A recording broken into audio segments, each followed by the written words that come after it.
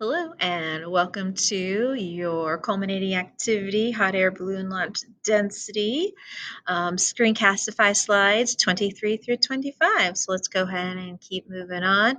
So we learned a little bit about density and about molecules, and we did a little density formulas, and we tried to figure out what would flow and what would sink, and we used the density calculators. We did all of that. So now we're going to learn a little bit of history about hot air balloons, because that's what we're going to be doing at the end, is we're going to actually be making our own hot air balloons. Okay. All right, so let's go ahead and learn a little bit about hot air balloons. All right, so what is the history of a hot air balloon?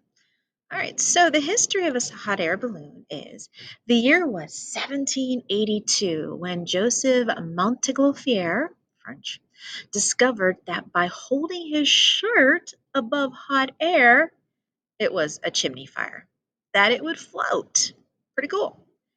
This got both him and his brother thinking. He finally came up with an idea and made a material globe-shaped object. It was only 1 meter square, so it was kind of small, but it managed to float up into the air about 30 meters, so it went really high.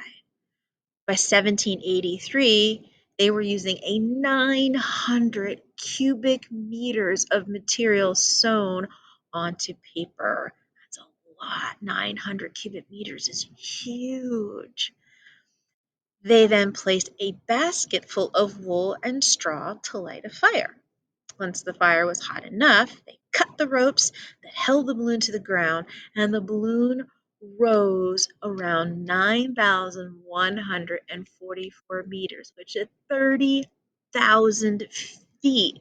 Most airplanes will fly at about 30,000 feet. That's really high. I don't even know how they measured it in 1783, but they did. You may be surprised to learn that the first passengers on a hot air balloon flight, were a duck, a sheep, and a chicken. Those were the first passengers in a hot air balloon. Was a duck, a sheep, and a chicken. They were the first ones, and they were actually able to stay in the air for 8 minutes, and they landed perfectly safely. So nothing happened to our duck and our sheep and our chicken. Okay, so they were perfectly safe. Well, how does a hot air balloon work? Well, the working of a hot air balloon is simple. It's made up of a balloon-shaped envelope. That's the name of the balloon that you see. It's called an envelope, in which you fill hot air. Since air will rise when it's heated, we talked about that, the balloon with the air inside is then lifted, giving something called an upward thrust. The balloon itself is made up of a nylon material, so it's really, really durable. It's not going to tear or rip or anything. And it's heat resistant, so it's not going to burn up either. And it's the heat resistant materials at the mouth where the burner is. Now, they use something called liquid propane fuel. And you probably might have seen what liquid propane, if your mom or dad uses a grill in the backyard to cook up some steaks, that tank that they have that lights up the grill, that's propane.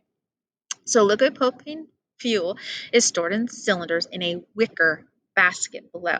Now, they use wicker because it's light enough to not be too much excessive weight, yet it's sturdy enough to hold the weight of passengers. Cool. Hot air balloons can't be navigated, so you can't turn and steer it and do anything like that. You have to rely on the wind to push it in the direction that it wants to go.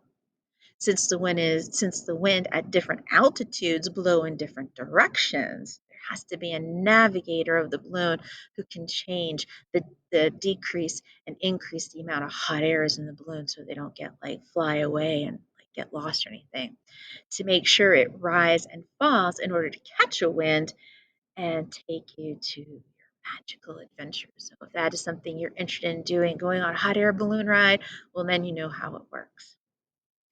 All right, so these are the questions that you're going to be answering. And remember, everything is in the reading that we just did together. And there is a word bank. All the words are going to be used one time, so you don't have to worry about if a word is going to be used twice. All the words are going to be used once. Okay? All right, so number one, who invented the hot air balloon? Oh, let me go ahead and tell you what the word bank words are. So we have chicken, nylon, Joseph Montgolfier, sheep, 30 meters, 8 minutes, propane, 900 cubic feet, 30,000 feet, wicker, navigator, and duck. All right, so who invented the first hot air balloon? That's going to be the name of somebody. How high did the balloon go on its first launch? So you're looking for a number. Okay, how high did it go on its first launch? How much material was used in their second launch? Now they're asking for how much material was being used. Okay, we're looking for another number. How high did the balloon go on its second launch? So again, you're looking for another number here on its second launch. Who are the first passengers to ride in the balloon? Now you actually have 3 answers here, so you have to have all 3 of them to get them right. Who were the first 3 passengers in a hot air balloon? Who were the first things that went up into the hot air balloon? How long did they fly? So now you're looking for a time. You're looking for another number. What is the balloon envelope made out of? So remember, that's the type of material. Remember, the envelope is the balloon itself. That's what they call it. They call it an envelope. What fuel is used to inflate the balloon? So remember, it's very similar to the kind of fuel that your mom and dad uses in the grill in the backyard. What material is used for the basket? The basket is where the people sit in. And then who flies the balloon? Okay. All right, so good luck. Make sure that you stop the video, go back, reread, answer the questions, and we'll see you next time. Remember, each of the slides have to be completed in order for you to get full credit on your culminating activity. All right, and our next slides, we're going to actually start doing our experiments, so hopefully we'll have some fun with it. All right, guys, have a good one.